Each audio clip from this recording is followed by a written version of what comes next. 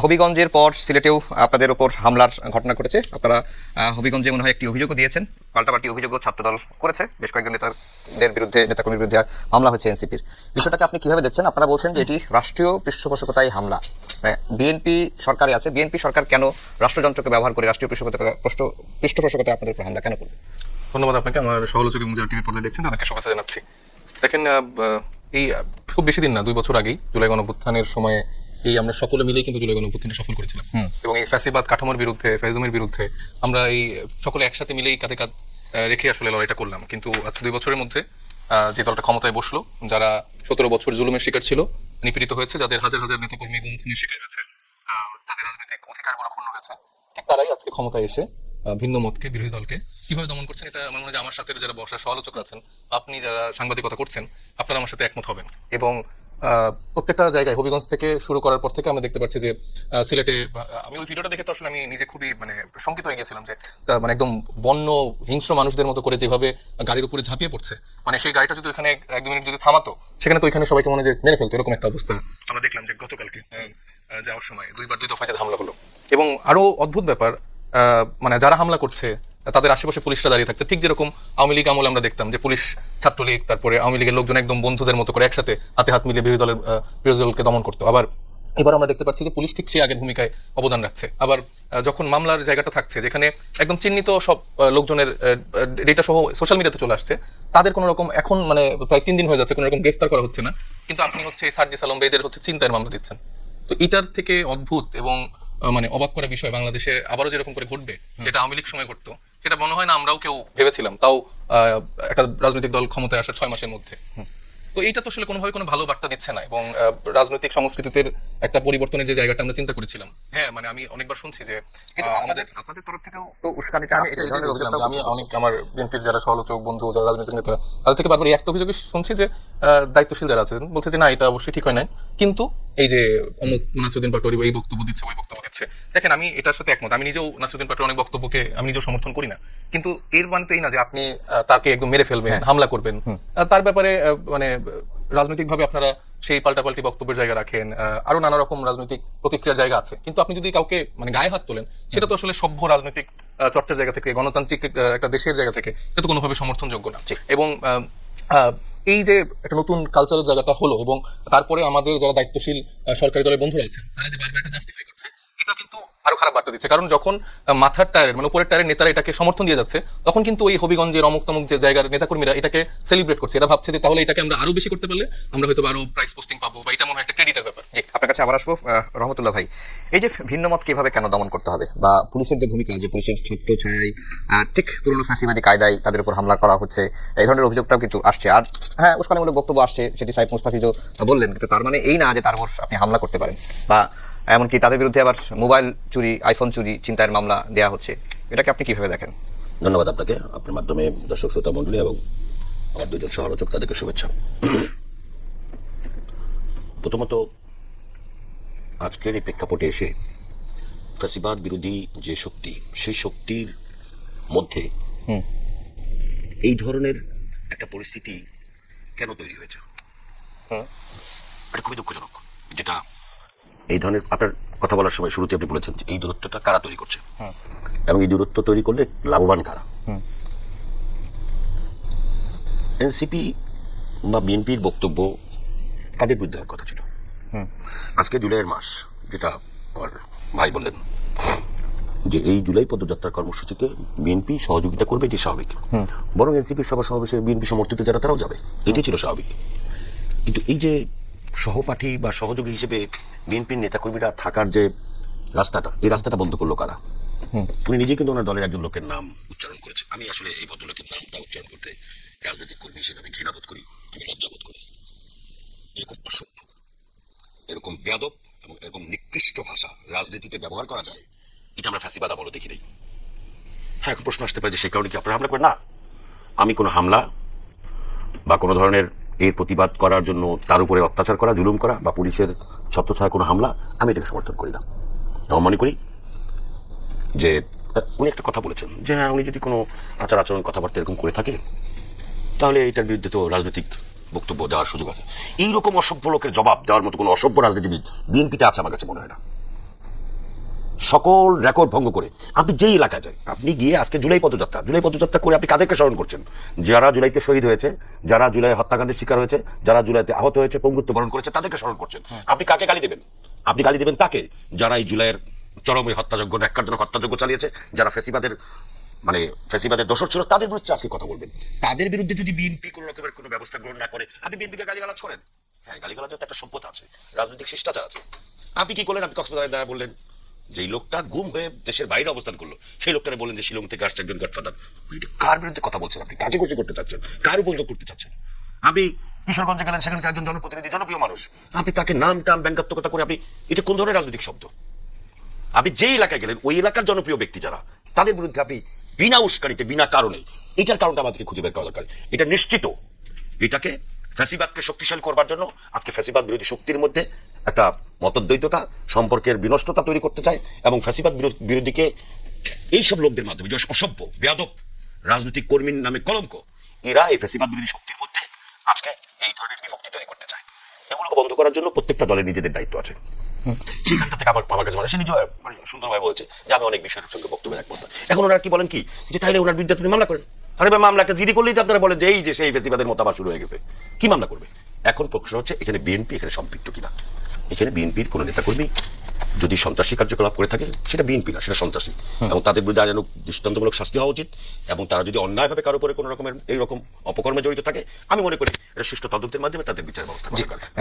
এবং ওই যে একটা বাচ্চা শিশুর কথা বারবার বলা হচ্ছে, চোখে পে ফেলা, এটা ন্যাক্কারজনক ঘটনা, এবং সেটা কে ঘটিয়েছে সেটাও খুঁজে বের করা দরকার। যে ভিডিওটা বারবার সামনের দিকে এগিয়ে নিয়ে আসা হচ্ছে, সেই ভিডিওটা কিন্তু দেখা যাচ্ছে যাকে মারা হচ্ছে সেটা এবং সেই ছেলেটা কিন্তু এক না। এটা কোত্থেকে হইলো, কারা করলো, এবং সেই উস্কানি কারা দিচ্ছে, এই ষড়যন্ত্রমূলক কাজগুলো কারা করছে, এটা কিন্তু প্রশাসনকে খুঁজে বের করতে হবে। এটা প্রশাসনের দায়িত্ব। জি, সাইদ ভাই, রহমতুল্লাহ ভাই ঠিকই বলছেন যে এনসিপি জুলাই পদযাত্রা করছে এবং অলরেডি মনে শেষ করেছে, সিলেটের মাধ্যমে দিয়ে শেষ হয়েছে। এই পদযাত্রায় তো বিএনপি সমর্থক বা যারা জুলাইয়ের সমর্থক, তাদের সবারই থাকার কথা ছিল, কিন্তু সেই থাকাটা বন্ধ করলো কে? আর এই বিএনপি এনসিপির মধ্যে যে দূরত্ব, এই দূরত্বের সুযোগটা আসলে কে তৈরি করে দিচ্ছে বা দূরত্বটা বাড়াচ্ছে কারা? জি, আপনাকে ধন্যবাদ। আমার দুজন বিজ্ঞ সহালোচক এবং দর্শক যারা দেখছেন, সবাইকে স্বাগত জানাচ্ছি, শুভেচ্ছা জানাচ্ছি। একেবারে টু দি পয়েন্টে যদি বলি, এই জুলাই আমাদেরকে ঐক্যবদ্ধ করেছিল গোটা জাতিকে ফ্যাসিবাদের বিরুদ্ধে। আবার সেই জুলাই আমাদের মধ্যে সেই ঐক্য মানে ফাটল ধরিয়ে রক্ত ঝরাচ্ছে। এটা আমাদের জন্য দুঃখজনক এবং লজ্জাজনকও বটে। এখানে আপনি দুইভাবে বিবেচনা করতে হবে। দেখুন, সমালোচনা করতে হবে অবশ্যই। আপনি যদি রাষ্ট্রকে সমালোচনা, সরকারকে বা ক্ষমতাকে যদি প্রশ্ন না করেন, জবাবদিহিতার কাঠগড়ায় যদি দাঁড় না করান, তাহলে গণতান্ত্রিক রাষ্ট্রে নাগরিক অধিকার নিশ্চিত অনেক ক্ষেত্রে হয় না বা আদায় করে নিতে হয়। কিন্তু সমালোচনা করতে হবে শালীনতার মধ্যে থেকে। যেমন আমার দুজন সহ আলোচক, তারা দুটি দলের বেশ প্রভাবশালী নেতা, তারা স্বীকারও করেছেন এই বিষয়টি। কিন্তু আপনি দেখুন যে নাসিরউদ্দিন পাটোয়ারি, এই ব্যক্তি সেই নির্বাচনের আগে থেকে একেবারে পার্সোনালি অ্যাটাক করেন, প্রত্যেকটা ব্যক্তিকে পার্সোনালি তার অ্যাটাক করে তাকে চরিত্র হনন করবার চেষ্টা করেন এবং নামগুলো ব্যঙ্গাত্মকভাবে বিকৃতভাবে উপস্থাপন করেন। নাসিরউদ্দিন পাটোয়ারি কিন্তু একটি দলের শীর্ষ নেতা, পলিসি মেকার। তো একটা দলের শীর্ষ নেতা বা পলিসি মেকার, যেমন সাইফ মুস্তাফিজের চেয়েও মনে হয় রাজনৈতিক দলে তার পদ অনেক বড়। তো সেই জায়গা থেকে তিনি যদি এরকম অশালীন আচরণ করেন, যে জুলাইয়ের যোদ্ধা দাবি করেন নিজেকে, তিনি যদি আবার সেই রাজনৈতিক সংস্কৃতিতে সেই হানাহানি, সেই মানে সমালোচনার নামে অশ্লীলতা বা ব্যঙ্গ করা বা আওয়ামী ইজম বা ফ্যাসিজম, সেটিকে ফেরত নিয়ে আসেন, সেটি হচ্ছে মূল কারণ। এখানে আরেকটি জিনিস, যেমন রহমতুল্লাহ ভাই নিজের দলের অপরাধটুকু বা যদি কোনো অপরাধ থাকে তার স্বীকার করে তিনি তার বিচার চেয়েছেন, এটি রাজনীতিতে আমাদের কাম্য ছিল। বাট যে ছেলেটি চোখ হারালো, সে কি আর দেখবে আলো? পৃথিবীর আলো আর দেখবে? এই চোখ এনসিপি বা সরকার ফেরত দিতে পারবে? তার চোখের আলো, ওই বাবা মায়ের তো স্বপ্ন তাকে ঘিরে, সেই স্বপ্ন ফেরত দিতে পারবে? সুতরাং এখানে যেমনি দায়িত্বহীন আচরণ করেছে এনসিপি, তেমনি দায়ী হতে পারে না সরকার। দুই পক্ষই সমানভাবে আমি দায়ী করব। আরেকটি জিনিস শুনুন, রাজনীতিতে 1971 সালের পর থেকে আমাদের রাজনীতিতে যে সংস্কৃতি, রাজনৈতিক সংস্কৃতির যে অভাব বা রাজনৈতিক যে সহিষ্ণুতা, সেই সহিষ্ণুতা দাঁড়ায়নি বা সংস্কৃতি দাঁড়ায়নি, যেই কারণে এত বড় একটা রক্তাক্ত অভ্যুত্থানের পরেও আমাদের মধ্যে সেই ঐক্য বা সহিষ্ণুতা জন্ম নেয়নি। এখানে আমি একটু গ্যাব্রিয়েল আলমন্ড, রাষ্ট্রবিজ্ঞানী, এবং সিডনি ভার্বা, তাদের একটি বিখ্যাত রিসার্চ আছে, তাদের একটি বই আছে দ্য সিভিক কালচার। এই বইয়ে তারা লিখেছেন, যদি কোনো রাজনৈতিক দল বা কোনো সমাজে রাজনৈতিক বিরোধিতা দীর্ঘ হয়, এই শত্রুতা জনজীবনে কিন্তু প্রভাবিত করে, জনজীবনকে প্রভাবিত করে এবং এটা রাষ্ট্রীয় ব্যবস্থাপনাকে প্রভাবিত করে। রাজনৈতিক সেই ভিন্ন মত বা ভিন্ন পথ দীর্ঘ যখন হয়, তখন সেটা শত্রুতায় রূপান্তর হয় এবং এই শত্রুতা প্রতিহিংসা পরায়ণ করে তোলে একটি সোসাইটিকে। সেই আমরা শেখ হাসিনাকে ফ্যাসিস্ট বলছি, এই সংস্কৃতিগত পরিবর্তন না আনবার কারণে কিন্তু শেখ হাসিনা ফ্যাসিস্ট হয়েছে। আজকে দেখুন, এনসিপি, বিএনপি বা জামাত এর ঐক্যবদ্ধভাবে লড়াই করেছে এই রাজনৈতিক সংস্কৃতি নির্মাণের জন্যই তো। কিন্তু আমরা এই জায়গাটি নির্মাণ করতে না পারার কারণে দেখুন আবার নিজের রক্ত ঝরছে, সেই সংস্কৃতিতে আমরা ফিরতে পারিনি। যে কারণে দেখুন, আমরা বলেছিলাম আমাদেরকে যে বার্তা দিয়ে গেছে সে বার্তা হচ্ছে ঐক্যের, সে বার্তা হচ্ছে আমাদের জাতি রাষ্ট্র গঠনের। আমরা জাতি গঠন করতে পারছি না, সংস্কৃতি, আমাদের রাজনৈতিক সংস্কৃতিতে পরিবর্তন আনতে পারছি না। এখানে জাস্ট কেন্দ্রে কিন্তু আমরা ক্ষমতাকে দেখছি। আজকে এনসিপি, হ্যাঁ অবশ্যই এনসিপি পদযাত্রা করবে। এই পদযাত্রা তো শুধু এনসিপির না, এই পদযাত্রা তো বিএনপিরও। রহমতুল্লাহ ভাই কেন থাকবেন না ওই পদযাত্রায়? আমি কেন নাগরিক হিসেবে থাকবো না? আপনি আফজাল কেন থাকবেন না? এই পদযাত্রা তো আমাদের ঐক্যের পদযাত্রা। আমরা বার্তা দেবো শান্তির। সেখানে সহিংসতা যারা ঘটিয়েছে, এখানে কোনো উদ্দেশ্য অবশ্যই আছে। এখানে এনসিপি বা বিএনপি কোনো পক্ষই এককভাবে দায়ী না। এখানে তৃতীয় পক্ষ, রহমতুল্লাহ ভাই বলেছেন, এতে লাভ কার? যারা পালিয়েছে তাদের। আমরা হ্যাজিমনি মুক্ত হতে পারিনি। জুলাই 24 ফ্যাসিস্ট পালিয়েছে, বাট আমরা একটা লেট ফ্যাসিজমের মধ্য দিয়ে যাচ্ছি। আমাদের প্রশাসনের মধ্যে কিন্তু সেই হ্যাজিমনি রয়ে গেছে। পুলিশ দাঁড়িয়ে আছে। এই পুলিশ তো সেই পুলিশ যে পুলিশ গুলি ছুড়েছিল, যে পুলিশ শিশুদের বুকে গুলি ছুড়েছিল, সেই পুলিশই তো পোশাক বদল হয়েছে, চরিত্র তো বদলায়নি। সো দ্যাট এখানে ঘোলাপানি করাই আছে। এখানে কে মাছ স্বীকার করছে? আমার মনে হয় এনসিপি এবং বিএনপি বা রাষ্ট্র সবার উচিত এই ঘোলাপানির মধ্যে মাছটাকে স্বীকার করছে সেটা আইডেন্টিফাই করা উচিত। যদিও এটি কিন্তু দৃশ্যমান, দগদগে, খুঁজলেই পাওয়া যাবে। একটু সচেতনভাবে দেখলেই বের করা সম্ভব। সামনে স্থানীয় সরকার নির্বাচন। এই নির্বাচনে যাতে শান্তিপূর্ণভাবে এই নির্বাচন অনুষ্ঠিত না হয়, বা সরকারের মাত্র 5 মাস, দেখুন সরকারকে সোশ্যাল মিডিয়ায় এক ধরনের ট্রলের মুখে ফেলানো হচ্ছে। দুর্নীতিবাজ রাষ্ট্র, দুর্নীতিবাজ সরকার, এটা প্রতিষ্ঠিত করবার জন্য সোশ্যাল মিডিয়া সহ নানানভাবে কিন্তু সমালোচনা বা দুর্নীতি এইসব মানে বানোয়াট গল্প সামনে আনা হচ্ছে। আবার একদিকে দেখুন এনসিপির পদযাত্রায় হামলা করানো হচ্ছে, এটা বলবো করানো হচ্ছে, যাতে দিয়ে করানো হচ্ছে। তারা আসলে কি বিএনপি, আসলে কি সরকারের মানে সুনাম চায় বা ভালো চায়? এই বিষয়টি খতিয়ে দেখা দরকার। এবং ওই পুলিশের উপরে এখনো পূর্ণ আস্থা রাখা ঠিক হবে না। এবং নাসিরউদ্দিন পাটোয়ারি বা এনসিপির সকল নেতারাই যেটা করছে, বিষয়টি এরকম না। এনসিপির সাইফ মোস্তাফিজদের মতো নেতারা তো দেশপ্রেমিক, তারা দেশকে ভালোবাসে। নাসিরউদ্দিন পাটোয়ারির মধ্যে দেশপ্রেম বা সভ্যতা বা রাজনৈতিক সংস্কৃতি বা উনি ঢাকা বিশ্ববিদ্যালয়ে পড়েছেন দাবি করেন, সে ধরনের কোনো আউটকাম তো দেখি না ওনার কথাবার্তায়। এই জায়গাটিতে আমাদের কাজ করতে হবে। এস এম সাইফ মুস্তাফিজ, এই যে বিএনপি এবং এনসিপির মধ্যে যে দূরত্ব যারা সৃষ্টি করতে চায়, তাদের একটা উদ্দেশ্য আছে। আমরা দেখলাম যে আজকেই গণমাধ্যমে এসেছে, যদিও ওই স্ট্যাটাসটি তিনি সরিয়ে ফেলেছেন, ছাত্র শিবিরের সাবেক সভাপতি জাহিদুল ইসলাম। তিনি বলছেন যে হবিগঞ্জ এবং মৌলভীবাজারের ঘটনা তার কাছে সুপরিকল্পিত মনে হচ্ছে। এটা মনে হচ্ছে তার কাছে যে জুলাই মাসে জামায়াতকে নিয়ে আলোচনা বা জামায়াতকে আলোচনার বাইরে রাখা এবং এনসিপির জনসমর্থনটা বাড়ানো। আপনার কাছে কি তাই মনে হয়? না, আমি তো আসলে এটা মনে করি না। বরঞ্চ এরকম একটা মানে ন্যাক্কারজনক ঘটনার প্রেক্ষিতে ওনার মতো দায়িত্বশীল মানুষ যদি এরকম বক্তব্য দেয়, সেটা আসলে খুবই দুঃখজনক। এখানে একটা ছেলের চোখ বন্ধ হয়ে গেছে। আমি গত 3 দিন ধরে আসলে আমি ইভেন টকশোর আগে ওইখানেই ছিলাম, আলিফের ওখানে। তো আলিফ যখন থেকে এসছে, ছেলেটার বয়স মানে খুবই কম, এবার ইন্টার সেকেন্ড ইয়ারে পড়ে। এবং সেই ছেলেটার যদি সাথে আপনার একটু কথা বলে দেখতেন, ওর চিন্তা ভাবনা মানে এত দারুণ। এবং সে আমাকে বারবার বলছে যে আপনি একটু এটা সবাইকে বললেন যে হানাহানি রাজনীতি মানে মারামারি রাজনীতি এটা যেন বাংলাদেশের না হয়। আমার চোখটা হারাইছে, আর যেন কারো চোখ না হারায়। মানে আমি মানে এইটুকু বাচ্চার যে সাহস, যে চিন্তা, এটা দেখে বারবার খুবই অবাক হচ্ছিলাম, আবেগ আক্রান্ত হচ্ছিলাম। এবং তাকে আমি বোঝানোর চেষ্টা করছিলাম যে মানে যখন অপারেশনের পরে, তার আগ পর্যন্ত সে জানতো না যে তার চোখ আসলে অন্ধ হয়ে গেছে, যেটা আমরা মোটামুটি সবাই জানতাম যে চোখটা ঠিক হবে না। তো ও তখন জিজ্ঞেস করছে যে আমার চোখটা কি মানে ঠিক হবে? আমি বললাম, তখন বললাম যে বলেন সমস্যা নেই। বললাম যে না বাবা, তোমার চোখটা একবার অন্ধ হয়ে গেছে।